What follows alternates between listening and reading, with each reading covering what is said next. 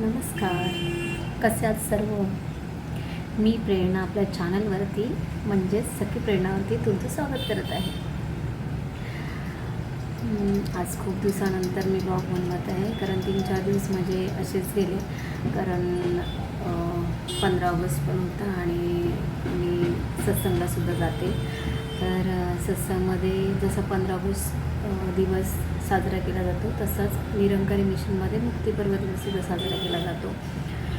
तर त्याचीच लगबग होती, कारण आधीच मेसेज आला होता ग्रुपवरती की 1 वाजता रिपोर्टिंग करायची. म्हणजे सेवा असतात काय काय, भांड्यांची सेवा असते, भांडी धुवायची सेवा असते, बाथरूमची सेवा असते, भवन साफ करायची सेवा असते, धुवायची सेवा असते, दरी घालायची सेवा असते, भाजी कटिंगची सेवा असते, कारण लंगरसुद्धा असतो मोठ्या प्रोग्रामना.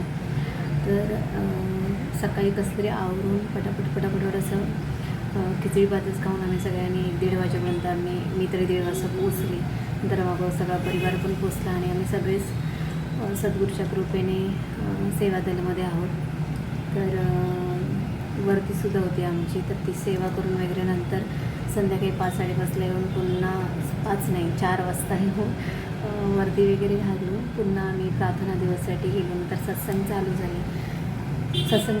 त्याच्यानंतर सत्संग संपली, जे स्टेज विचार वगैरे झाले, लंगर झाला, त्यानंतर ती सेवा होती. सेवा आवरून वगैरे सगळं करून, म्हणजे मीच अशी नसते, खूप जणं ह्या मिशनमध्ये खूप जणं जोडलेले आहेत सत्संगप्रती. तर सगळेजणं ती सेवा आवरून वगैरे मग बाहेर म्हणजे 11 वगैरे वाजतात. 11 वाजतात आणि एका बाबांच्या जवळच राहते, त्याच्यामुळे मी पटकन पोचले. आणि त्यानंतर लेट झाला, आल्यानंतर थोडा वेळ बसलो. मग झोपायची तयारी.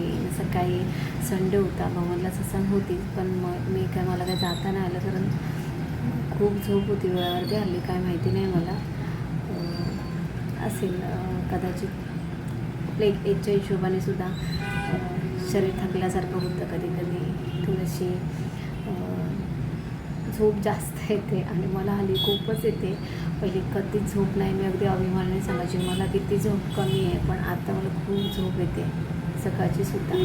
मी माझ्या मिस्टरांचा डब्बासुद्धा आवरून झोपते पुन्हा कधी कधी, असं पण होतं माझं. तर त्याच्यातच ॲक्च्युली तो 15 ऑगस्ट दिवस गेला, 16 ऑगस्ट पण गेला. हजबंडनं सुट्टी पण होती, त्याच्यामुळे मला काही ब्लॉग करता नाही आलं ना बाहेर जाता आलं. हलका पाऊस पण होता आणि वाटलं आराम करूया म्हणून बाहेर पण नाही पडलं. तर आज म्हटलं तुम्हाला, आणि आज नागपंचमीसुद्धा आहे, तर नागपंचमीच्या सर्वांना शुभेच्छा. कारण नागपंचमी ही कोकणात आणि बऱ्याच ठिकाणी, कोकणातच नाही असं महाराष्ट्रात बऱ्याच ठिकाणी नागपंचमी सण साजरा केला जातो.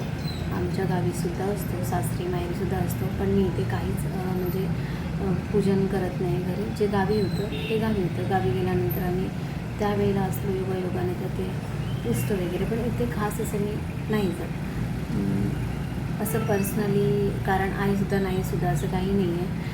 आणि प्रत्येकाचा भक्ती भाव वेगवेगळा असतो, असं मी पहिल्या ब्लॉगमध्ये सुद्धा सांगितलं की गुरुप्रती भाव असतो, ईश्वराप्रती. आणि गुरु आणि ईश्वरामध्ये काहीच भेद नाही आहे. ईश्वर आणि गुरु एकच आहे आणि तो आपापल्या श्रद्धेने भावाने प्रत्येकाला पुजतो, तशी मीही पुजते. आणि सगळे सण, मला तर असं म्हणायचं आहे की हा सण येतो ना श्रावणमध्ये, तर फॉर एक्झाम्पल मच्छी का खात नाही, तर तेव्हा मला असं वाटतं की माशांची जी प्रजनन क्रिया असते ती तेव्हा चालू होते, आणि तेव्हा तर त्यांचा तो प्रजनन काळ असतो, अंडी द्यायचा तो, म्हणजे तो त्यांना अनुभवायचा असतो. आपण त्याच्यात मच्छी कदाचित ह्यासाठी निसर्गाने ह्या गोष्टी, पण ह्या गोष्टी उत्पन्न, प्रजनन क्रिया वगैरे ह्या निसर्गाने केलेल्या आहेत, पण आपण माणसाने काय केलं, आपण सगळे चालू त्याच्यामध्ये. ते प्रत्येकाने आपापला भाव वेगळा बनवला की अरे नाही श्रावण चालू होतं, मग श्रावण निमित्त मग मला असं वाटतं की त्या काळात त्यांची प्रजनन क्रिया असते, म्हणून कदाचित ते तेव्हा मच्छी वगैरे खाणं बंद केलं असेल. करत असतील किंवा समुद्राला भरती येते तेव्हा मच्छी भेटतसुद्धा नाही, किंवा समुद्राला खूप असं भरतीचं वातावरण असतं किंवा बोटी घालणं शक्य नसतात. खूप कारणं आहेत. आता मी सगळी सांगू शकत नाही. तुम्ही मला नाही विचारलं तर ठीक आहे, कारण मला जेवढं कळतं तेवढंच मी सांगते. असं मला इकडून तिकडून ओव्हर पाहिजे ती मुद्दा माहिती करायची आणि सांगायची. तशी सांगण्यासारखी असेल तर नक्की सांगेन. तर त्यासाठी हा श्रावण असेल असं मला तरी वाटतं की त्या आणि श्रावण हा एक सणांचासुद्धा महिना आहे. सण चालू होतात आणि त्यानिमित्ताने गोडधोड खायला भेटतं. मला तर हेच वाटतं की त्यानिमित्ताने गोडधोड खायला भेटतं. तर मी सुद्धा भले मी नागपंचमी इथे पूजन करत नाही, पण चला त्यानिमित्ताने आपण काहीतरी बनवतो. तर मी सुद्धा आज काही ना काही बनवायचा प्रयत्न करणार आहे, तुम्हाला दाखवेन नक्की मी. तर आपण बघत राहूया व्हिडिओ. नेक्स्ट व्हिडिओ नाही, हाच व्हिडिओ. ओके. तर इथे मी ना अळवडीची पानं घेतलीत. आता तुम्हाला आश्चर्य वाटेल की आज सण कोणता आहे ना अळवड्या बनवते. तर ॲक्च्युली मी गावावरून 15 दिवसच झाले बरोबर आणलेल्या अळवड्याची पानं होती, तर ती मी आत्ता बनवायला घेतली. तर ॲक्च्युली ती आधी काढलेली होती, त्याच्यामुळे मला त्याबद्दल काही वाटलं नाही. त्यानंतर मी इथे एक बाऊल घेतला आणि अळवड्यांचं जे बॅटर होतं ते तयार करायला घेतलेलं. इकडे शिट्टी पण होत होती कारण मी डाळ वगैरे लावलेली होती. मग बेसन घेतलं, त्यात तांदळाचं पीठ थोडंसं घेतलं, हळद घेतली, त्याच्यानंतर थोडासा हलका कांदा लसूण मसाला घेतला, मालवणी मसाला घेतला आणि कांदा लसूण मसाला होता म्हणून घेतला, मीठ घेतलं, त्यानंतर अद्रक लसूण पेस्ट मिरचीचा ठेचा होता तो घेतला, त्यानंतर तीळ टाकले थोडेसे, कारण तीळ हवेत करमालामध्ये टाचदुखीचा खूप प्रॉब्लेम व्हायचा आणि त्यात तीळ खायला पाहिजे असं सांगितलेलं होतं, तर मी तीळ जरा जास्तच टाकले त्याच्यामध्ये. त्याच्यानंतर हे बेटर तयार केलं, पूर्णपणे मिक्स केलं व्यवस्थित असं. त्यानंतर मी थोडंसं ह्याच्यामध्ये इथे तेलसुद्धा टाकलं, जे गरम करून थंड केलेलं तेल होतं माझ्याकडे, ते मी 3 चमचे तेल टाकलं थोडंसं, कारण त्याच्यामध्ये कुरकुरीतपणा यावा. तांदळाचं पीठसुद्धा त्यासाठीच टाकतात, कुरकुरीतपणा अळवडीला यावं त्यासाठी. त्यानंतर मी इथे थोडासा ओवासुद्धा टाकला, कारण चण्याचं पीठ होतं म्हणून. त्यानंतर सगळं मिक्स केलं थोडं व्यवस्थित असं. त्याच्यामध्ये थोडंसं नंतर चिंचेचा कोळ बनवलेला होता आणि गूळसुद्धा मिक्स केला, असं दोन्ही मिळून तुम्ही म्हणाल एवढं बापरे ह्याने आंबट होईल, तर नाही, गूळ आणि चिंचेचा कोळ असं दोन्ही मिक्स होतं त्याच्यामध्ये आणि अगदी माझ्या हाताचं प्रमाण आहे, त्यामुळे ते परफेक्ट होतं. आणि मला माहिती आहे परफेक्टच होतं ते माझं. कधीच असं झालं नाही आहे की अळवड खूप आंबट झाली आहे किंवा अळणी झाली आहे किंवा टेस्ट नाही आहे, असं कधीच होतं. थोडं पाणी घालून मी सगळं बेटर तयार करून घेतलं. नंतर इथे अळवडीची पानं घेतली आणि ती मी लाटीने सुद्धा थोडीशी फार प्रेस केलेली होती, कारण हलकी थोडी ती नरम झालेली होती देठ त्याची. फ्रीजमध्ये पानं ठेवली आणि सगळ्यात पहिली गोष्ट तर पहिल्यांदाच अशी पानं ना 15 दिवस हिरवी गारच राहिलेली होती, खराब नाही झालेली. का नाहीतर मी आणली ना तर ती पिवळी वगैरे पडतात आणि नंतर ती फेकून द्यावी लागतात. तर ती व्यवस्थित राहिली होती, तर सगळी मी ती व्यवस्थित ठेवली, प्लास्टिक ह्याच्यामध्ये घालून धुवून पुसून ठेवलेली होती, तरी पण थोडंसं मॉइश्चर द्यायला पकडलेलं. नंतर इथे सगळं बेसन लावून रोल बनवले असे, एक करून अजून 2 बनवले, कारण 7-8 जास्तच पानं होती मी मोठी आणलेली करून. आणि माझी ही गावच्या परसबागेतील जी तुम्ही ह्याच्यामध्ये सुद्धा बघितलं व्लॉगमध्ये, मी तुम्हाला दाखवलं नाही पण कारण मागे अडचण होती खूप, त्यामुळे मी सकाळी जाऊन पाणी भरतानाच काढली होती. आणि त्याचे आता हे रोल वगैरे बनवले मी सगळे. आणि त्यानंतर मी कढई होती माझ्याकडे, त्या कढईमध्ये थोडंसं पाणी ठेवलं गरम करायला. गरम करेपर्यंत इकडे मी व्यवस्थित सगळं पुसून घेतलं होतं. त्यानंतर पाणी जसं गरम झालं, ॲक्च्युली आमची शेगडी नवीन आहे त्यामुळे ना तो गॅससुद्धा कधी जातो, बघितला मी पटकन. तर त्याला गॅस पुन्हा पेटवला, इकडे तेल वगैरे लावलं चाळणला मी आणि सगळे रोल व्यवस्थित सेट केले. म्हटलं कारण बेसन म्हटल्यानंतर चिपकायला नको, कारण जर आपण जसे शिजवतो आणि लगेच काढले ना तर ते लगेच चिपकतात, म्हणून म्हटलं नको. नंतर पाणी गरम झालं, इकडे डाळसुद्धा शिजून झालेली होती, बाहेर काढून ठेवलेली मी. त्याच्यानंतर मी अळवड्या त्याच्यावरती ठेवल्या कढईवरती वाफायला आणि ते वाफेपर्यंत म्हटलं बाकीचं काम करून घेऊया. नंतर बघितलं तर थोडेसे हलके अजून वाफायला पाहिजे होते म्हणून ठेवले पुन्हा मी. तोपर्यंत इकडे मी खोबरं किसून घेतलं पातोळ्यांसाठी. पातोळे बनवायचे होते आणि मी वर्षभराने मला वाटतं बनवते मी पातोळ्या. बनवल्या नव्हत्या तर ती इकडे म्हटलं पॅन घेऊया. पॅनमध्ये मी थोडंसं तूप टाकलं आणि ॲक्च्युली गावी आम्ही जेव्हा शिकलो ना तेवढं तूप वगैरे नाही, तर नंतर मी स्वतःच शिकली की तूप टाकायचं किंवा अजून टेस्ट येते खूप छान असं. नंतर गूळ वगैरे मिक्स करून त्याच्यामध्ये टाकून ठेवला. इकडे डाळीला फोडणी घालायला तेल पण गरम करून ठेवलं. इकडे झाकण मारून ठेवलेलं खोबऱ्या आणि गुळावरती, तर थोडंसं पाणी झालं त्याच्यामध्ये, तर ते मिक्स करायला मला बरं पडलं. त्यानंतर त्याच्यामध्ये वेलची पावडर मिक्स केली आणि चांगलं ढवळून घेतलं व्यवस्थित. असं चांगलं झाल्यानंतर इकडे तेल जे मी गरम करायला ठेवलेलं स्लो गॅसवर, एकदम स्लो गॅसवर, त्याच्यामध्ये मोहरी जिरा वगैरे टाकलं, लसूण वगैरे टाकली, कढीपत्ता वगैरे सुद्धा टाकला. आणि कारण ॲक्च्युली मी वाटपाची डाळ बनवते सणासुदीला, पण म्हटलं लेट पण झालेलं होतं म्हणून म्हटलं, आणि सगळीकडेच खोबरं नको पातोळ्यांमध्ये खोबरं, याच्यामध्ये खोबरं, म्हणून म्हटलं थोडं अवॉइड केलं मी. नंतर डाळीला फोडणी वगैरे घातली, मूग डाळ आणि तूर डाळ अशी मिक्स करून, आणि खूप असा चांगला फोडणी त्याला बसली व्यवस्थित अशी, खूप छान अशी तुम्हाला दिसली असेल व्हिडिओमध्ये. थोडंसं पाणी वगैरे मिक्स केलं आणि ढवळलं वगैरे, आणि एक उकळी याची वाट बघत होती. थोडंसं मीठ पण टाकलं त्याच्यामध्ये. नंतर इकडे हे थंड होते की वाट बघत होते मी ह्याचं पातोळ्याचं मिश्रण. त्यात डाळ वगैरे झाली माझी, कोथिंबीर वगैरे टाकून मी डाळ बनवून घेतली. त्यानंतर इकडे मी लगेचच हे घेतला, कुकर घेतला. म्हटलं ते कारण माझ्याकडे ना पातोळीची पानं नव्हती, हळदीची पानं होती माझ्याकडे ॲक्च्युली, पण ती छोटी होती, म्हणून मी म्हटलं बाहेरून आणूया. त्यासाठी मी वाट बघत होती बाहेरून आणण्यासाठी.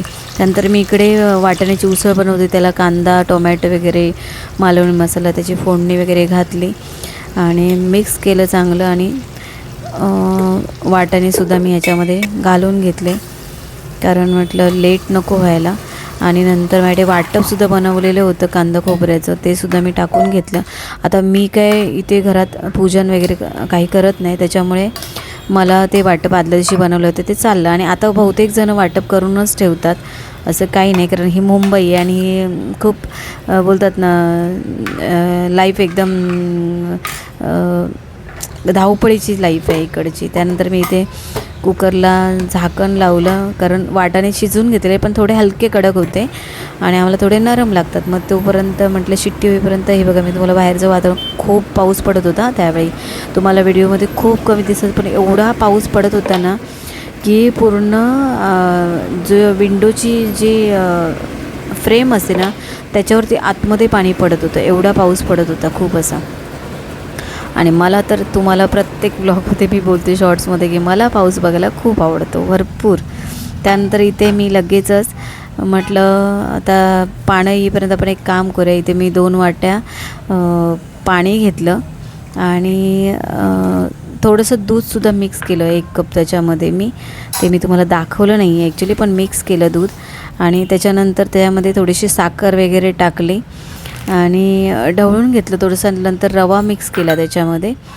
रवा मिक्स केल्यानंतर थोडंसं त्यात मीठ टाकलं हलकं, कारण फुटू नये दूध म्हणून. आणि रवा 2 वाटी टाकला मी, कारण पाणी बऱ्यापैकी 3 कपाचं होतं, मग 2 वाटी नाही 1.5 वाटी टाकलं. आणि परफेक्ट झालेलं होतं मिश्रण, चांगलं व्यवस्थित ढवळून वगैरे घेतलं त्याला मिक्स करून. आणि ही रव्याची उकड आहे, मी तांदळाची, कारण तांदळाच्या नंतर मोदक वगैरे ना हे जेव्हा थंड होतं तेव्हा कडक होतात आणि ते मला आवडत नाही, तर मी पहिल्यापासून रव्याचीच उकड बनवते मोदकासाठी किंवा पातोळे काही असू दे.